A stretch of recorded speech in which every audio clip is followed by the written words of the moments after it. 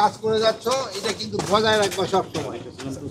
নির্বাচন খুবই ঘনে আসতেছে, খুব একটা বেশি সময় নাই, প্রায় 6 মাসের মতো বা 6 মাস একটু এদিক সেদিক হয়তো হতে পারে, কিন্তু এই তোমাদের এর ভিতরে ভালোভাবে প্রিপারেশন নিতে হবে, বুঝতে পারছো? আর চাঁদাবাজ সংখ্যা কিন্তু বেড়ে যাচ্ছে, এই চাঁদাবাজদের এগেনস্টে ভালোভাবে তোমাদের অ্যাকশন নিতে হইব। কোনো রকমের কারো কোনো রিকোয়েস্টে কোনো চাঁদাবাজিতে ছাড় দিবা না। চাঁদাবাজ যত শক্তিশালী হোক না কেন, কোনো অবস্থায় তাকে তোমার থেকে চাঁদাবাজ কোনো একটাই তোমার চেয়ে বড় শক্তিশালী নেই, এটা মনে করবা সবসময়। ফটাফট ধরে ফেলাইবা, যে বড় লোকই হোক না কেন, যত বড় ধরে হোক না।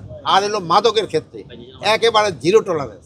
তোমরা কিছুদিন যাও দেখছি মাদকের ক্ষেত্রে তোমাদের যে কার্যকলাপ খুবই ভালো, খুবই ভালো। আর মাদকের গডফাদার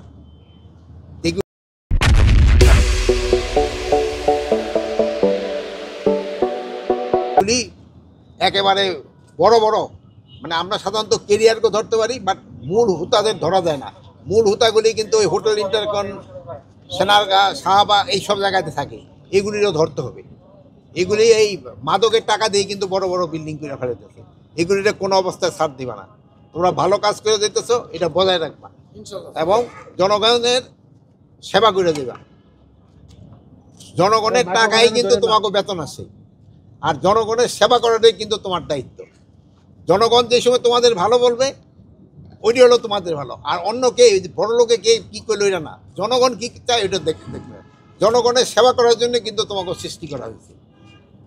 আর কোনো অবৈধ যেটা নিয়ে বলো, কোনো অবৈধ আদেশ আমিও যদিও দেই ওটাও মানবা না। কোনো অবৈধ, এটা নিজেরা পড়াশোনা করে জানো, আইন বহির্ভূত কোনো কাজ করবা না, আইনের ভিতরে থাইকা কাজ করবা। কেউ যদি কোনো অন্যায় আদেশ দেয় ওই আদেশ পালন করবা না। তোমরা ভালো থাকো, দোয়া করি। আল্লাহ হাফেজ। সাংবাদিক তো শুনিয়ে গেল সব কথা। টাকা কত এখানে স্যার? এখানে 3 একর থাকো ভাই, 1 কিলোমিটার দূরে আবার 4টা ভাগ, স্যার এখানে এক জায়গায় পাওয়া যায় না। এখানে 3 একর আর বাইরে আছে 4 একর। এখানে অফিস টফিসের ব্যারাকটা